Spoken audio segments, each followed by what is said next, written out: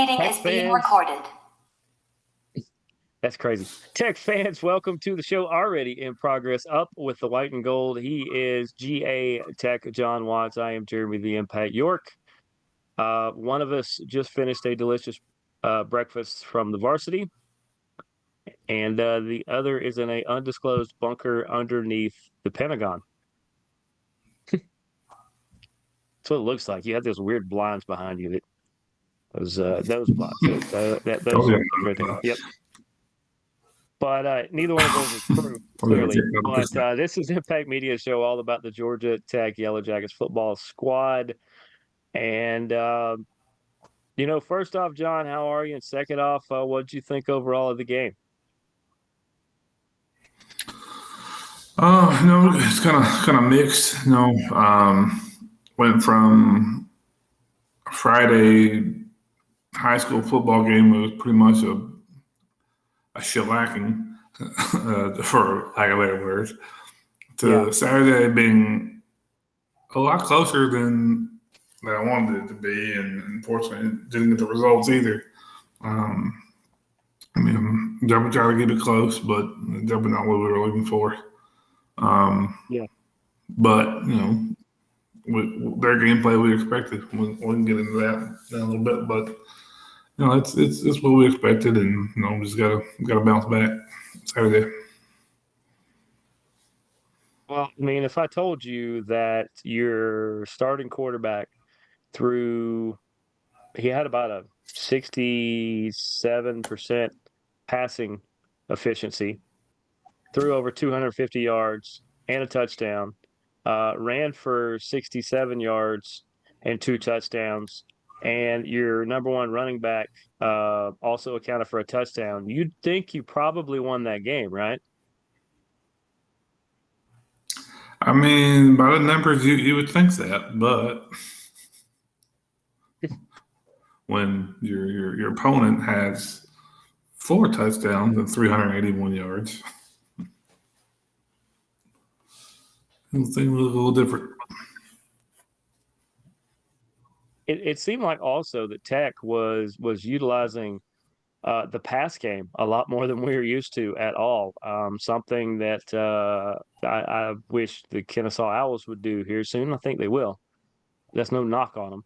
But as two programs that are transitioning out of the spread option, it seems like Tech is a little further ahead on it. But you know, it seems like Haynes King is utilizing his passing game a lot more in the scheme that they're doing. He's spreading the ball around a lot. Yeah, Eric Singleton Jr. was the leading receiver, and Boyd and Rutherford and Lane, they all had big catches. Looks like Rutherford is his favorite target. Now, I like that he's putting it all around. Um, it seemed like this is what the new ACC is. It's kind of like Pac-12 East in that sometimes there's not as much defense and there's a lot of offense. I mean, 8 touchdowns and a field goal were scored in this one. Yeah, definitely. I mean, coming into this one, we knew that Syracuse allowed to pass, and it's what we got. Um, like I said, the quarterback had 381 yards and 4 touchdowns that he was responsible for. So it was definitely one kind of back and forth kind of thing for the most part. Just kind of trying to keep up with the other team and try to get those points. But yeah, definitely seeing this cross ACC trying to spread it out, be a little different, and kind of change things that we've done in the past. Because we've seen in the past that things don't always work the way you want them to. So we'll change it up and see what we can do differently. Now, Kyle McCord, I have heard his name before. He is very good.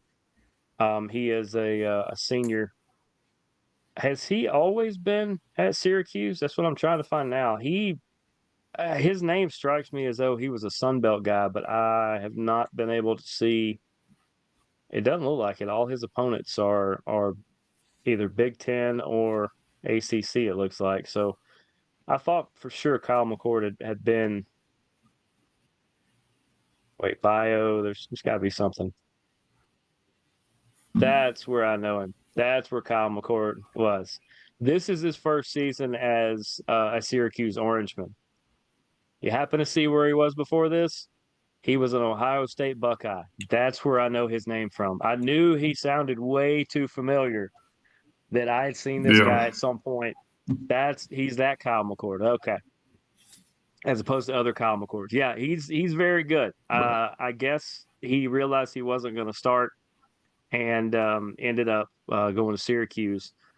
But this kid can play, and not because he was the winning quarterback, but so far in 2 games, he has 8 touchdowns and 1 interception, and he's thrown for 735 yards. That's that's I don't know why he's not starting Ohio State, because Ohio State would kill to have that right now. yeah,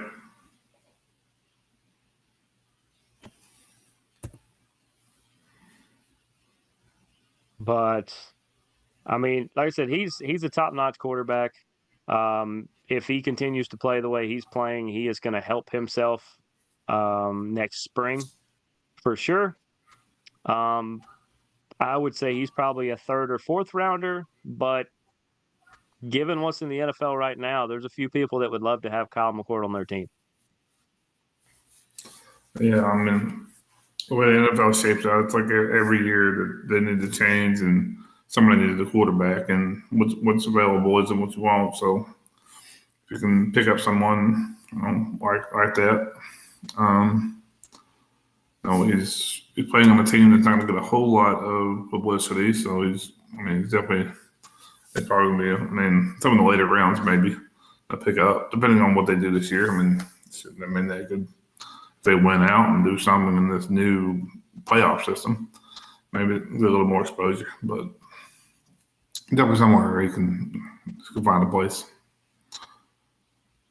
Well, a team that we mentioned that may be a leading candidate, at least one of the top 3 or 4, to win the ACC, which is a really good way to get into that playoff, is Syracuse. They kind of start as a dark horse. I got to consider them probably one of the top 2, top 3 favorites the way they're playing right now.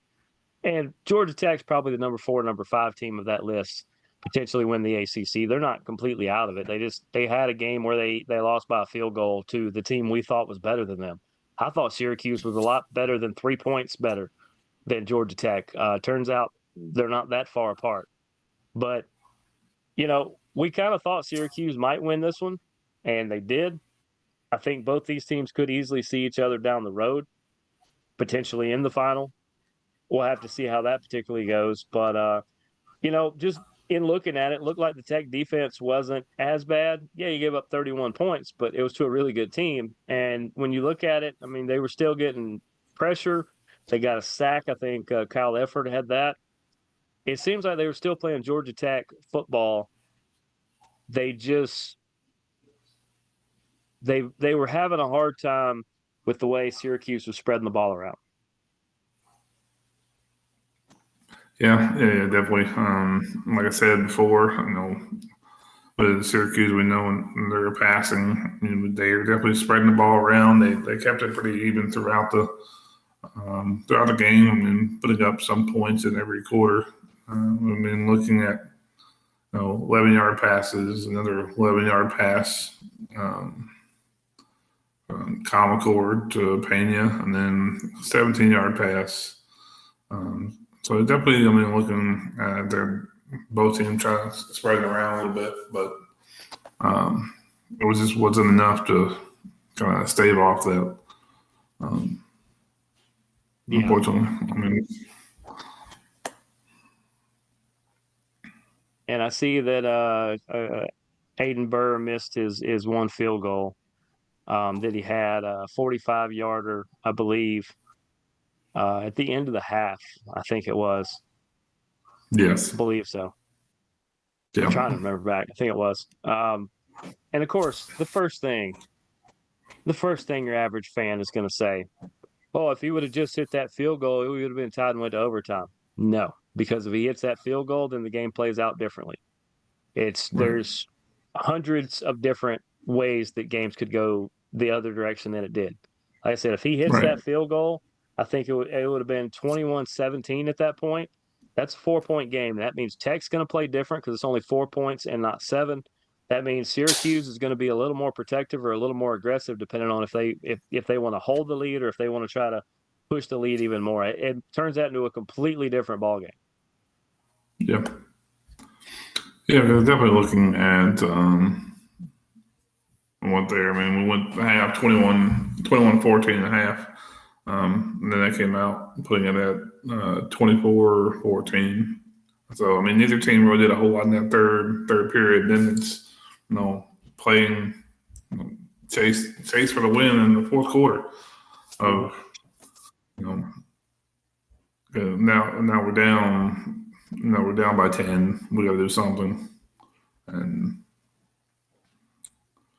that's just how the fourth quarter played out. A little bit more. I mean, here somewhere in there could have been good. Yeah, like you said, someone could say, "Well, if we would have kicked that, then it would have been a tie game." But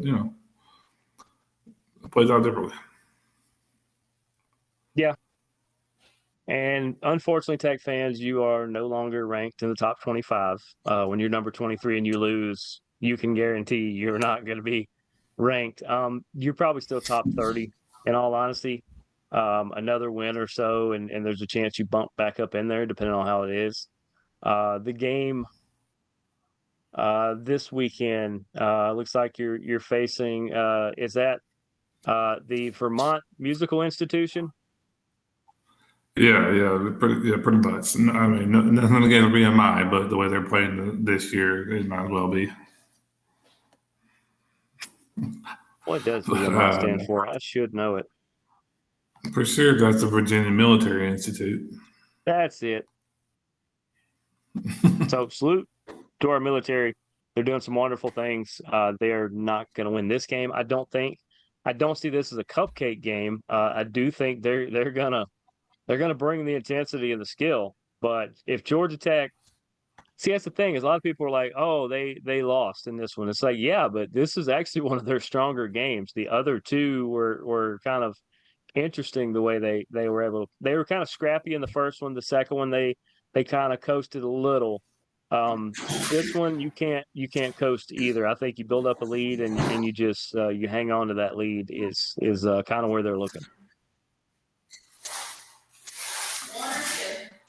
Yeah, definitely looking. I mean, BMI currently 0-2 on the season.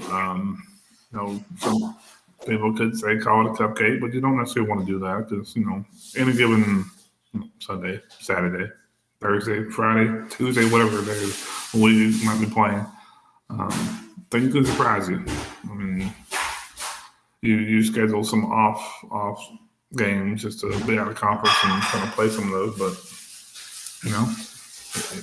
hopefully, we look back on Saturday and how we played, and we move on from that and return to BMI. So, the different things that I would assume we would have addressed how we played against Syracuse, Yeah. and use that toward the game on Saturday and in the future. So, but I wholeheartedly expect to get win number 3. Yeah, I would say that, but like I said, it's still going to be a little bit of a battle. VMI lost to Bucknell by a touchdown, 35-28 last week. That's a game they thought they might could win too. Bucknell was able to just get them. Now William and Mary, it's crazy that two separate individuals would pair up and beat one complete team like this. A real David and Goliath story, I would imagine. Um, they lost that one 41-7. So uh, quite the biblical beatdown, if you want to call it that, on that one. Maybe out of the gate, maybe they just weren't ready to play. And also being a military institute, I mean, there's a chance some of the most talented people got a higher calling. There's that's what you have to look Yeah, at. And I've tried to explain that to people when you play Army or Navy or Air Force or any of the academies or anything like that, is there's a good chance their best player is on a boat or a plane to go save the world. So, it's hard. And I understand a lot of them are like, oh, well, the team gets a pass. Well, they do to a point, but then also they can choose to leave to go do those things, and they can also get called right off the team. And so, you know, maybe they're not fielding the best team that they want to. Maybe they are, but like I said, they're very much looking at 0-2, and they're not liking what they're seeing and hearing people say about them. So, you know, when they show up to Bobby Dodd on Saturday, 3:30 on ESPN Plus and ACC Extra. Didn't even know there was an extra ACC. I thought there was just one, but guess it's like double mint gum, double your pleasure there. There's two ACC things, or a little bit of extra, I guess. That's the icing on the ACC cake. But that's good because people like me who can't currently watch Disney or ESPN thanks to DirecTV not being able to figure out their own business. Um, ESPN Plus is something we regularly watch, so we can definitely watch that one. And what would you say is one of the keys to Georgia Tech winning this one? Um, it should be interesting because the starting quarterback for BMI is out for Saturday's game, so they're putting in a freshman, redshirt freshman. So you know, you've got someone who you've never seen, that no one's seen before, so we don't necessarily know yeah, exactly. We don't necessarily know what he's gonna come out with. Um, and they pretty much have said that it's, our starting quarterback's hurt. We're putting in this guy, see what he can do. It's a nothing to lose kind of game for us. It's so we understand what he can do and that kind of thing. So, if with that kind of attitude, they could be pulling out everything. I mean, everything in the kitchen sink. So it's Hmm. going to be interesting because when you prepare for someone, you schedule them on your calendar there, and kind of a little bit what to expect, and then things kind of change at the last minute, and you're like, okay, well now we got to change up that. Stay with your own mentality of what got you here, but understanding that watch for anything that could be done with this guy. Whether he might be end up being a mobile quarterback or a pocket quarterback, or they might run all day. Just depend on what they want to do. But I think again, the line on both sides definitely one of those key areas that really helped us for the first couple games of the season. If we can get line and get to the defense, if we're going to play rush, and we can get through there and make some sacks, make a little more tackles for loss, have a little bit. Watching the problem we had against Syracuse is guys being wide open. It's you go to have two guys cover one guy, or he's too mobile and looking at one thing, and leaves a guy open right down the middle. And Yeah. both sides of the game Saturday saw that. We saw it against Syracuse where we were able to do it, and they were able to do it against us as well. So there would be some areas there. So I think if we can get pressure and not to make too many leave too many people wide open, we should be good. Yeah, why don't we ask Falcons fans what it's like to think you're going to face one quarterback and then you get another on about a 2-day notice. It is different when those are, especially when you're. I mean, in their case, they knew what that quarterback was going to do. He did it anyway. But I very much think VMI is going to run the ball. It's one of the things they apparently do pretty well behind Hunter Rice, who right now has 35 carries for 247 yards and 3 touchdowns. That's an average of 7.1. He's 6 foot 225 and a senior cadet at that. Uh, Everything else, I mean, like you said, the starting quarterback's out, so it doesn't matter that in 2 games he's thrown 2 interceptions and 191 yards. That tells me they don't throw a lot to start with. And that was, one of those games they were being blown out, so you would try to pass a lot more to catch up, and he still only threw for 191 in 2 games. Their leading receiver, 8 catches for 60 yards. Sounds to me like they're a run team. So definitely I need the defense to key in on stopping the run, force this quarterback to throw the ball, and hey, if he turns into the next Joe Namath right on the field, then great. That it is what it is, and you got the firepower to go score for score with them if you end up having to do that like you did with Syracuse. Although at this point, I think Aiden Burr is going to actually hit the kick. if it's there. So I think you just play Georgia Tech football. I think you continue to spread the ball out, which will set up the run. I think you pass to set up the run, not run to set up the pass, because it's working. You're spreading the ball out well, and you do your best not to get hurt. Because who do you have after this? I did know it. After you have Louisville, right? Probably a ranked Louisville because they're 19 right now. Even if they lose, they'll still be ranked, I believe. So you got Louisville in Louisville next week. So you definitely want to stay healthy. I would like them to be cruising by the end of the third, start resting some people, start seeing some of the backups play. I think this could be Yeah. the game to try to get some reps and see what kind of depth you do have. And that's no shot at VMI, but I I see Georgia Tech picking up win number three, which would be great that you're 3-1 this early in the year. You could have been 4-0. There was that chance for sure, but you'll be halfway to a bowl game already in week four, which puts you in a really, really good spot for the rest of the year. Yeah, definitely. I mean, there's a lot of contention there at on the top of the ACC. With that loss, we moved down to fourth. So that's three teams that have an ACC win above us.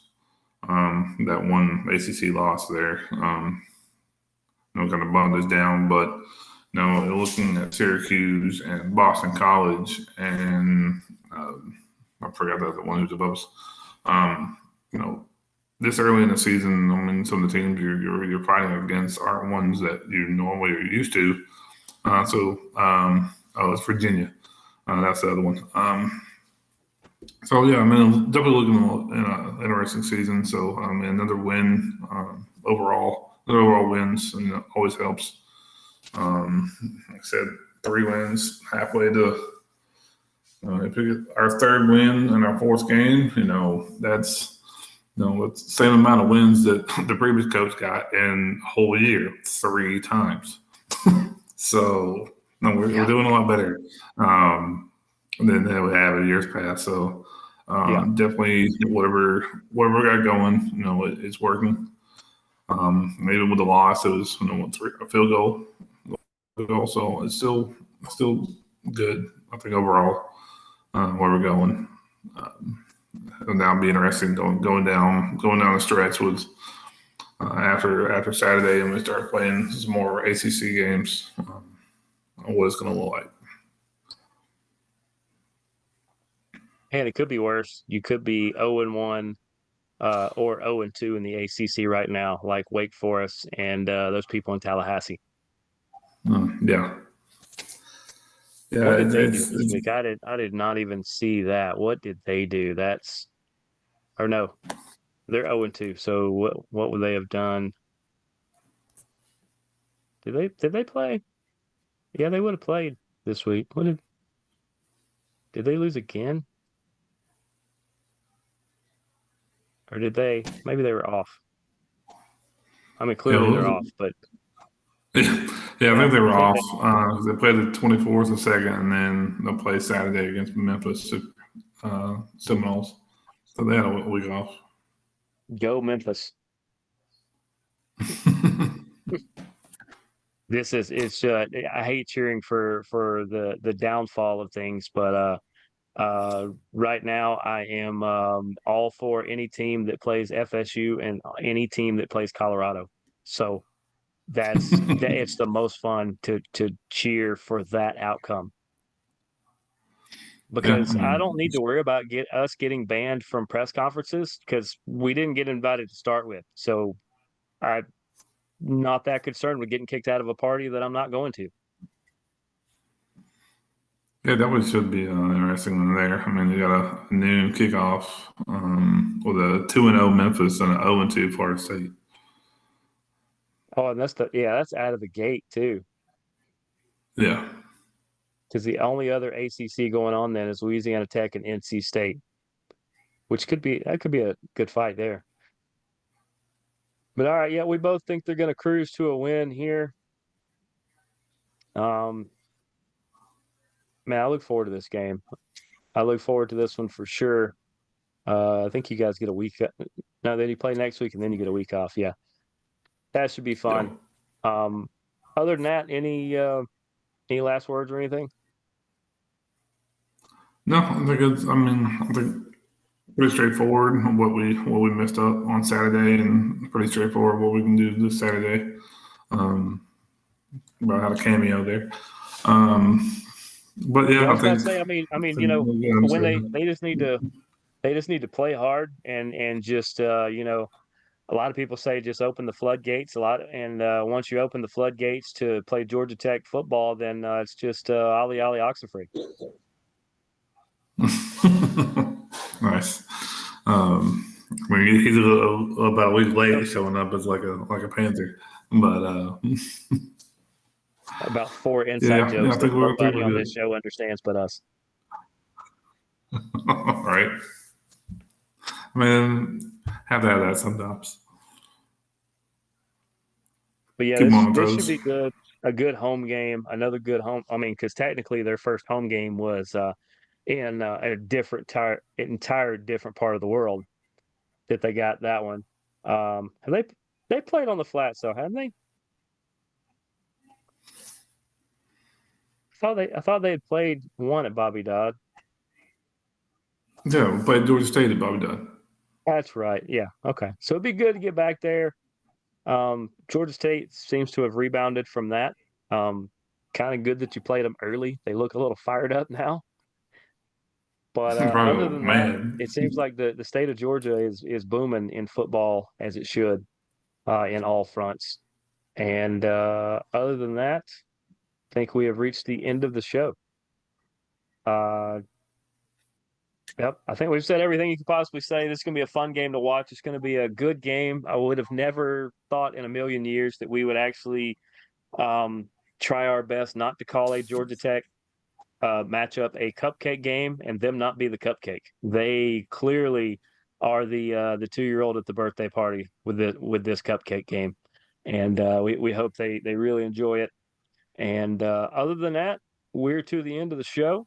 Appreciate all you guys sticking around till the end of the show. We are still doing giveaways and stuff. So if you can figure out any of the references we just made a minute ago, comment down below. We'll pick a winner. We'll send you something that will actually be a prize of value. It will not be like an 8x10 of myself or John. That's exactly that. If that's what you want, I'm sure we could pry those away from the ladies in our life that keep those on the bedside table.